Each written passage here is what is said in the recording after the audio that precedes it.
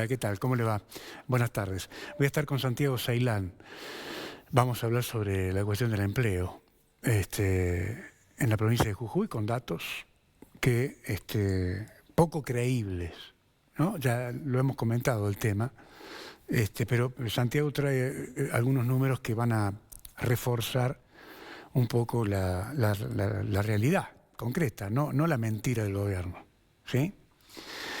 Pero antes quería ensayar una explicación sobre lo que está pasando en torno a este choque de competencias entre la justicia federal y la justicia ordinaria por el decomiso de un cargamento de media tonelada de cocaína en la ciudad de La Quiaca.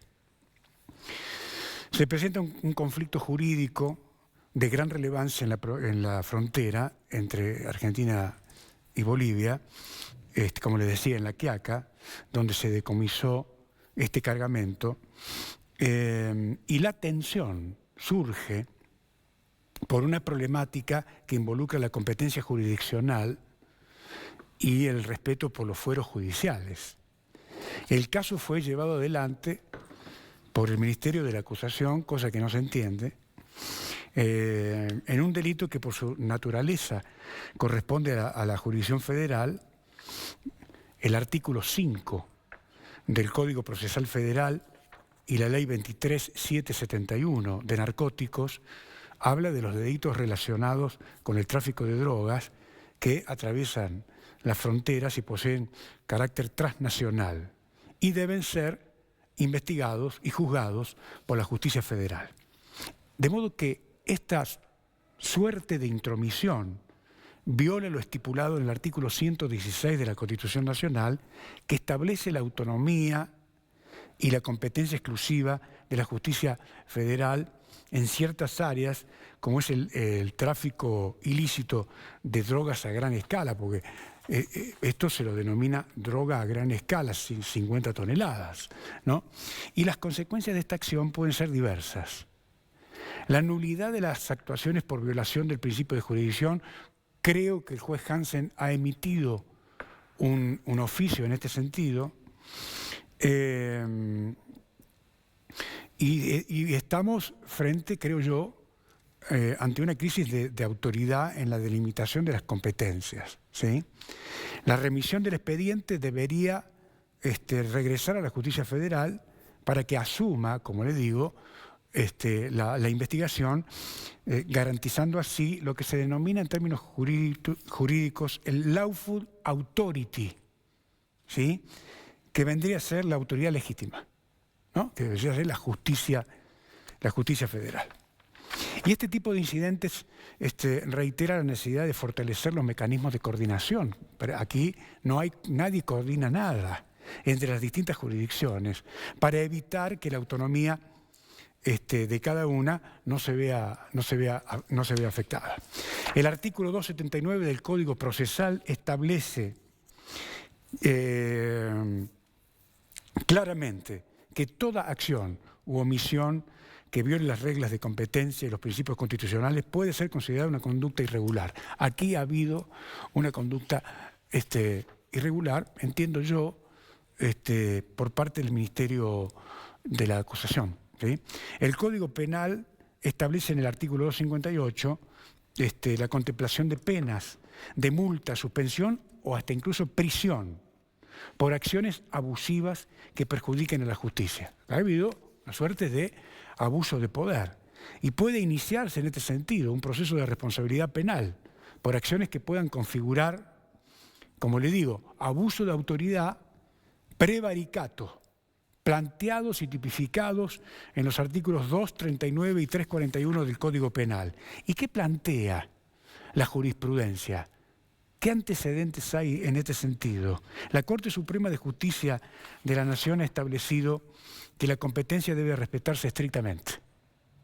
La Corte ha indicado que tal acción es ilegítima y corresponde que la investigación sea realizada por la justicia federal. Estoy hablando de los antecedentes de otros casos parecidos a este que se ha producido en la provincia de Jujuy. De modo que estamos frente a un conflicto grave, así lo definió también el doctor Vicente Casas, un choque de jurisdicciones, ¿verdad?, que todavía no entendemos por qué. Sin embargo, el juez Hansen ha dado orden de que se remitan todos los procedimientos realizados a la Justicia Federal y el Ministerio de la Acusación pareciera ser que tensa la cuerda aún más. De modo tal que no sabemos en qué va a terminar el tema. Se lo dejo para que lo piense. ¿Cómo le va, Santiago? Gracias por estar acá. Gracias a vos, bueno, gracias por invitarnos y realmente, bueno, lo que vos mencionabas en un principio, hemos visto este anuncio de que el gobierno de la provincia festejó con bombos y platillos ser una de las pocas provincias donde el empleo registrado privado aumentó. Bueno, nosotros vimos esa noticia, fuimos a las fuentes, incluso consultamos en el DIPEC, en las fuentes que tiene empleo privado, cualquiera puede acceder, el DIPEC sería el INDEC jujeño, ¿no?, que uno puede acceder a través de las redes y nos encontramos con, primero viendo el empleo en general, ¿no?, analizando el empleo privado en la provincia, vemos que apenas en 10 años, desde diciembre del 2015, cuando asume Gerardo Morales, hasta ahora, digamos, marzo del 2015, había una ocupación de 56.400 trabajadores en el ámbito privado. Y a marzo del 2015 estamos en 58.700. O sea, en casi 10 años solo aumentó 2.300 trabajadores. ¿En 10 años? ¿2.000 trabajadores del sector privado? Exactamente, apenas 2.000 trabajadores. Y tengamos en cuenta, hay un dato muy importante, al mercado laboral anualmente están en condiciones o están en condiciones de tener trabajo, los jóvenes que ingresan al mercado laboral anualmente, cerca de 12.000. Acá en Jujuy hay que generar 12.000 puestos de trabajo, tanto en el ámbito público y privado, y apenas en 10 años se han generado 2.300, ¿no? La cifra de 12.000 es anual. Entonces, ¿dónde fueron esos trabajadores? Y bueno, fueron a engrosar en su momento el sector precarizado, tanto informal, bueno, la economía popular, muchos se volcaron a la economía popular. Pero perdóneme, yo me quedo impresionado, sí, Santiago, sí. con Estas cifras son oficiales, ¿no? Digo, ¿usted cómo califica esto? Esto es un fracaso dramático. Es un fracaso de lo que Gerardo Morales anunció como el cambio de la matriz productiva. Es otro indicador de que fue una chantada, una estafa electoral, esto del cambio de la matriz productiva. Si uno supone que el anuncio de Gerardo Morales, cuando planteó vamos a cambiar la matriz productiva, uno piensa en generación de empleo. Y no fue así, para nada fue así. Yo justamente, este anuncio que dio el gobierno a través de sus páginas oficiales, que indica que la variación del trabajo de marzo del 2024 al 2025 creció el empleo, anunciaron, ¿no? Y yo me puse a indagar. Y bueno, estos datos nos dice, es un gráfico de barras donde están todas las provincias. Sí. Y figura Jujuy que aumentó el 1,2% entre marzo del 24 y marzo del 25. Eso equivale a 580 puestos de trabajo que en un año se generaron, que no es nada. Como ya te digo, necesitamos la generación de al menos 12.000 puestos de trabajo. Usted dice que hay jóvenes que ingresan al mercado anualmente, que están en condiciones, en Jujuy, que están en condiciones de trabajar. Y solo se generaron 500. 500. Pero si uno ve la cifra anterior de noviembre del 23, no de marzo del 24, de noviembre del 23 al marzo del 24 se perdió el 1,3. O sea, en 4 o 5 meses, desde noviembre hasta marzo, noviembre del 23 hasta marzo del 24, se perdieron más trabajo que los que se recuperaron en todo un año de marzo del 24 a marzo del 25. Pero si uno ve la cifra global de lo que significa esta gestión, tanto Morales, Adir, es lo mismo, en 10 años apenas generaron 2.300 puestos laborales. Realmente no se ha modificado la cifra del empleo privado en los últimos 10 años. Lo que sí, lo que ahora se ve en el empleo público, bueno, primero hay que mencionar los salarios bajísimos que tenemos. Nosotros tenemos salarios de 500.000, 600.000 pesos.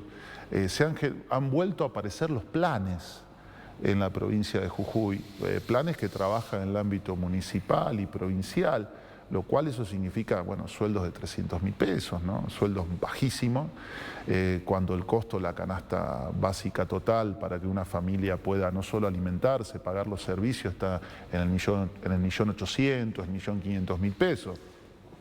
Entonces estamos hablando de una situación de extrema precariedad salarial, laboral, y esa es la realidad de la provincia. No se generó trabajo privado, hay mucho más trabajo en el ámbito de la economía popular, o sea, los trabajadores que no están dentro del sistema de la seguridad social, no tienen jubilación, ni seguro de vida, ni seguro de sepelio, ni instituto de seguro. Nosotros estamos viendo cifras de que hablan de que más de 300.000 trabajadores tiene la economía informal, la economía popular, que no están registrados, frente a unos 120.000 del ámbito público y a estos 58.000 del ámbito privado. O sea, es mucho más la población que está trabajando sin seguridad social, sin ningún tipo de derecho. Y ahora a los cuales el Estado tiene que brindarle soluciones, no solo facilitarle, no entorpecerle. Nosotros vemos cómo el Estado se financia la economía popular. Nosotros justamente con el sector, el Frente por un Nuevo Jujuy, que fuimos parte, nos presentamos en la última campaña por primera vez, planteábamos, ¿no? Todas las economías de ferias, todas las economías populares, todas las ferias que pueblan los municipios, que se hacen tanto periódicamente como las que se hacen de manera diaria, cotidiana, en Palpalá, en Perico, en San Pedro, en Abrapampa, en San Salvador, pagan derecho de piso, canon, ¿no? Al municipio. Son cientos de millones de pesos que los municipios no rinden cuentas y encima atropellan esos derechos, ¿no? Porque decomisan. Nosotros hemos visto hace no mucho el caso de una violencia totalmente injustificada, o sea, que no tiene ningún tipo de razón de ser, y repudiamos desde nuestro sector, del ámbito municipal, desde el SEOM, que haya estos atropellos frente a los decomisos violentos que surgen. Y bueno, entonces nosotros entendemos que tiene que haber políticas que faciliten el empleo, no que lo entorpezcan. Y hoy día tanto los estados municipales como el estado provincial no son generadores de empleo, no son facilitadores del trabajo, tanto en la ciudad como en el campo, ¿no? Como en la zona rural, como en las ciudades de La Quebrada, de La Puna. Estamos viendo, Santiago, que a los problemas que usted plantea del fracaso de la creación de empleo privado, también vemos el desamparo de los productores.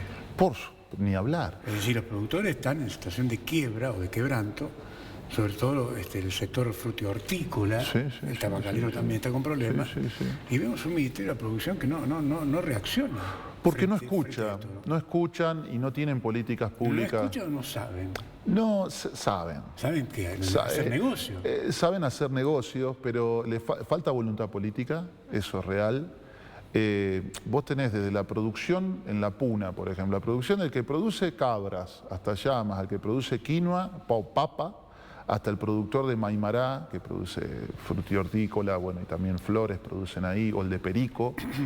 No hay políticas públicas que faciliten la logística. Hay una cuestión que no necesita mucho dinero, que es logística, comercialización, que el Estado facilite. El Estado tiene que ser un facilitador, tanto del pequeño como del mediano. Está muy bien, pero a mí y eso no existe. No, por supuesto. Pero a mí me parece que, yo lo he dicho ya varias veces, el Ministerio de la Producción tiene que estar ocupado por una persona del palo. Exacto. Para que pueda entender los ciclos de la producción y la idiosincrasia de los productores. Es necesario. Yo estoy de acuerdo, pero para entender hay que escuchar, hay que dialogar con esos productores. Nosotros nos hemos puesto a dialogar, por ejemplo, los productores de llama. Acá a la llama llegan los baúles de los colectivos y se comercializa de manera muy informal. No hay cadenas de frío, no hay logística, pero eso falta voluntad. Ahora sí hay negocios para sacar oro de los ríos, que tiene Gerardo Morales en Santa Catalina, lava oro en los ríos con empresas de él. Ahora, ahí hay otra cuestión, que nunca escuché decir, el Código de Minería habilita a las provincias a armar empresas estatales mineras para explotar los minerales. ¿Habías escuchado eso alguna vez? No. Bueno, por ley, la provincia de Jujuy, como todas las provincias andinas en la cordillera, está habilitada como generó la fábrica esta Suma de agua, Entiendo. la productora de agua. Una empresa estatal, provincial, que explote los minerales.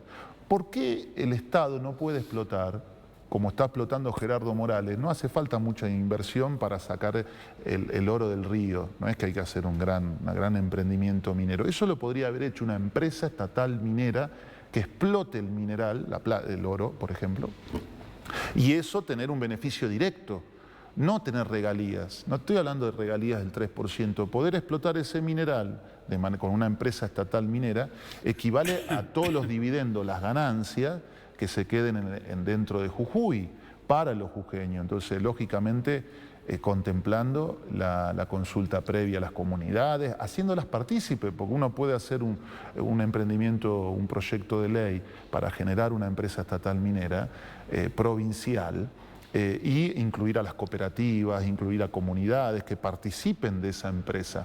Bueno, esa iniciativa no porque no creen en eso. no, porque El Estado, acá rige la lógica del Estado soy yo. Y todo es mío. claro, ¿No es cierto? o de la familia, o de Totalmente los distinto amigos. a la visión que tiene Claro. es así. Es así. Y por eso estamos como estamos. Claro, o sea, hay correcto. condiciones y riquezas. Acá lo que falta es, además de facilitar, mejorarle las condiciones de producción a todos los sectores que venimos hablando, generar valor agregado. Si producimos tomate, podemos producir conservas, tomates secos, dulces. O sea, el valor agregado a nivel local es fundamental, incluso con los minerales. Si producimos el litio deberíamos estar fabricando baterías de litio. Y eso no es imposible. Esto que dicen, no, es muy costoso. Cuando se generó Sapla, Altos Hornos Sapla, el mecanismo era que queden las regalías en especie, en mineral. Había transferencia tecnológica, se le enseñaba, o sea, hubo una transferencia tecnológica, aprendieron a manejar las máquinas, pero eso fue parte del convenio y del acuerdo que tenían con los explotadores mineros. O sea, hace falta política y ahí se generaron cuántos puestos de trabajo Sapla. Todavía hoy seguimos hablando de lo que generó Sapla, de que se generó Palpalá, porque un puesto industrial, un trabajador industrial genera 10 a 15 trabajadores que son carpinteros, panaderos, zapateros, costureros, o sea, genera trabajo, además del de la fábrica, el trabajo asociado a esa fábrica. Y eso es fundamental. No hay políticas para favorecer, facilitar la producción, para generar créditos, acceso a crédito, a maquinaria, a comercialización, a cadena de frío, y tampoco hay políticas para generar valor agregado. La provincia es muy rica en minerales, en recursos, ¿no? Lo que pasa es que, no, como vos decís, la puntería está puesta en generar negocios para unos pocos. Y esto tiene que ser expresado en las urnas. Nosotros entendemos, el pueblo jujeño tiene que rebelarse. Hay otras posibilidades. No es solamente esta máquina de hacer negocios de Gerardo Morales, que se ha vuelto megamillonario, se ha vuelto un sultán, un emir, ¿no? un jeque árabe, que tiene negocios inmobiliarios, que tiene empresas, las empresas, yo te contaba la otra vez, las empresas que hacen el pavimentado en San Salvador de Jujuy, hay empresas que son de él. Entonces, bueno, nosotros justamente hay un tema que, saliendo un poco de esto, que nos parece muy importante a nivel local. A nivel municipal, quiero mencionar el sector de los trabajadores de tránsito, Sí. de los inspectores de tránsito, realmente vienen en conflicto hace mucho tiempo. Lo que está pasando en el municipio de San Salvador es realmente que está desmantelándose y están priorizando estos negocios que decíamos, ¿no? Tercerizando obra pública, tercerizando el IMSA, la recolección de basura. Sí, que ahora amplían la zona. Sí, exactamente. Pero desmantelan las áreas, desmantelan tránsito, donde no les compran ni un inodoro, donde no hay ropa para los trabajadores de tránsito, donde no les pagan las horas extra que hacen, que son los adicionales, no les pagan. Y están recaudando en los últimos 5 meses, solo por multa, el municipio de enero a mayo recaudó 320 millones de pesos, solo con multa. Vía parking son 300 a 400 millones de pesos mensuales. Y realmente ahí no hay ningún tipo bueno, no hay rendición de cuentas, pero ni siquiera ponen una parte de esos ingresos para mejorar el servicio. Estamos hablando de un sector de trabajadores, en este caso los inspectores, que a las 7 de la mañana cuidan en los pasos peatonales que los chicos no los atropellen, o sea, que están al lado de los ciudadanos de Jujuy cuidando la integridad física de los niños que van a las escuelas, en los accidentes viales realmente ponen el cuerpo. Es un sector realmente que no vemos que hay desidia, hay como un abandono y que tiene que terminarse. Hay recursos en la municipalidad para aprovecharse mejor, porque una obra, lo que están haciendo, a nosotros nos parece bien que se pavimente, lógicamente, pero con el metro cuadrado que está pagando el ciudadano de San Salvador de Jujuy es 3 veces más caro que si lo hiciera el trabajador de obras viales, de obras civiles. Es mucho más barato el trabajo, si es propio, las máquinas son propias, los recursos propios y el trabajo, la mano de obra sería, si utilizara el municipio la mano de obra propia en vez de tercerizar, pero bueno, ha preferido Chuli Jorge, en este caso, beneficiar a algunas empresas que son o de funcionarios o del gobernador Gerardo Morales. Pero además los criterios para encarar las obras, ¿no es cierto?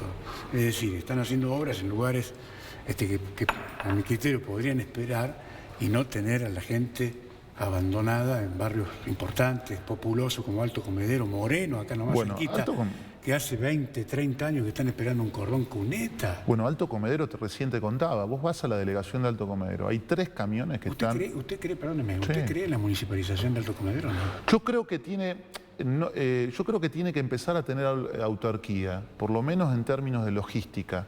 Tiene que empezar a hacerse una prueba, no de golpe la municipalización, pero algo híbrido, algo intermedio, en la cual los recursos de Alto Comedero, que haya una escala intermedia, como un prototipo, que se pruebe, que haya una prueba, porque quizás funcione, quizás no. Pero sí entiendo que un lugar donde hay un sector tan grande demográficamente tiene que tener los servicios que hoy no están. Tiene que tener logística, falta logística, gestión ahí. Sí creo que a la larga tiene que municipalizarse, pero tiene que haber un estado intermedio en la cual tengan una autonomía, una especie de semi-autonomía y que las situaciones que ocurren en Alto Comedero se deliberen y se gestionen desde Alto Comedero, no desde la capital. Porque ya como te digo, hay realmente, acá nomás en el 4 de junio, hay desinteligencia, falta de logística. Hasta hace poco había los matafuegos de toda el área de automotores, lugares con combustible, con solvente, estaban vencidos. Hasta hace 3 días. O sea, ahí ocurre un siniestro. Quiero aparte, porque todavía siguen sin la carga, quiero aclarar algo, porque si ocurre un siniestro hacemos responsable tanto al gobierno municipal como al Ministerio del Trabajo, que ya hemos denunciado al Ministerio del Trabajo. Ahí hay riesgo de vida, no solamente de patrimonio, porque hay lugares, depósitos de combustible y de solventes donde no hay matafuego. Entonces esto es grave. Y si hay esa desinteligencia acá nomás, imagínate lo que le puede llegar a costar gestionar Alto Comedero, que queda... Claro. Sí, digo, en líneas generales está muy bien lo que usted dice, pero veo que hay un desorden general. Hay un desorden en la parte tributaria, hay un desorden en materia del desarrollo urbano, hay un desorden, por ejemplo, en el tema de seguridad, en la distribución de los agentes de policía en las zonas más peligrosas de la ciudad. Es decir, hay un desorden producto de la falta de planificación, me parece a mí. Sí, incluso más. Hay falta de planificación, pero es verdad eso. Yo creo que hay muchos funcionarios que ya hace mucho tiempo que vienen eso también. En la gestión. Claro. 15, 20 años siendo director, secretario, ya tiene que haber un recambio de funcionarios, otra cabezas. Correcto. Porque realmente hace falta tener otra cabeza. El Estado para nosotros tiene que haber un Estado, pero eficaz, eficiente, dinámico, y que realmente que tenga presencia en los barrios. Eso es lo que falta. Y hay mucha oficina, muchos de los funcionarios están metidos dentro de la oficina, y no salen, y tampoco se ocupan estas cosas, estas desinteligencias de las mismas áreas, ¿no? Que ocurre esto en talleres, en tránsito. El funcionario del área ya lleva mucho tiempo, más de 20 años, y creo que hay que renovar ahí la cuestión. Pero sí nos parece que es parte de la crisis de institucionalidad que hay. O sea, también uno va a la legislatura Sí, los claro. diputados, el poder legislativo tampoco está mirando a la calle, mirando a la ahí hay realidad. una distorsión, porque se reportan a la Casa de Gobierno en vez de reportarse a la gente. Claro. Es una distorsión grave. Pero más vale, pero no conocen la realidad del día a día de la sociedad. Escúcheme, están muriéndose la gente por femicidio y hay problemas para constituir la comisión de género. Bueno, ahí por la hay cuestión de número. Ahí hay negligencia y complicidad, porque ahí hubo, bueno, lo de Tamara Fierro, Sí. fue un desastre, fue un crimen relacionado a una asociación ilícita Sí. con connivencia político, policial, judicial. Entonces eso realmente hay que prestar atención, porque ahí está en riesgo incluso los códigos de la democracia. Ahí tiene que prevalecer la política. Pero me parece que hay una crisis institucional tanto en el Poder Judicial. A mí hace poquito me han dicho que no hable mucho del Poder Judicial. Uno de los jueces me ha mandado decir que no hable de la justicia. Yo voy a hablar cuando sea necesario. Pero en vez de dedicarse a amenazar a las personas que públicamente salen, esto pasó hace muy poco, Alejandro, deberían ocuparse por gestionar la justicia de una manera, por favorecer el acceso a la justicia a los sectores que quizás no tienen ingresos y por mejorar realmente la institucionalidad de la justicia, que hoy deja mucho que desear. Y por sobre toda cosa que no se politice la justicia, eso es una deuda de la democracia. Pero bueno, nosotros desde nuestro sector, nosotros tratamos de estas cosas, no callarnos las cosas, entendemos que la dirigencia política tiene que dar, hoy hay que poner la cara, Alejandro. Sí, claro. Los dirigentes tienen que poner la cara y que no asustarse porque alguien nos critique, todos los que tenemos exposición pública están sujetos a la crítica. A la crítica, a que nos digan, che, esto está mal, aunque incluso a algunos se les pase un poco, a veces te insultan, y bueno, no hay que responder, hay que bancársela, por algo hay bronca, pero es preferible que la sociedad, la población tenga un lugar para decir las cosas, a que estalle, Sí, claro. a que se transforme en una crisis, y que ahí hay una responsabilidad de toda la dirigencia política, tiene que ponerse los pantalones, y hay que plantar bandera, hay que poner la cara, en ese caso... Bueno, todos los sectores, yo quiero hacer una mención a la multisectorial, que tanto en el rechazo a la reforma como después en el acompañamiento de todos los procesos, de todas las situaciones críticas que están habiendo, está en la calle. Y bueno, eso falta más y bueno, nosotros a futuro estamos a disposición, vamos a seguir estando en la calle y diciendo las cosas que venimos diciendo. Gracias por venir. Gracias a vos. Ha sido muy atento, muy amable. Nos reencontramos mañana. Chao.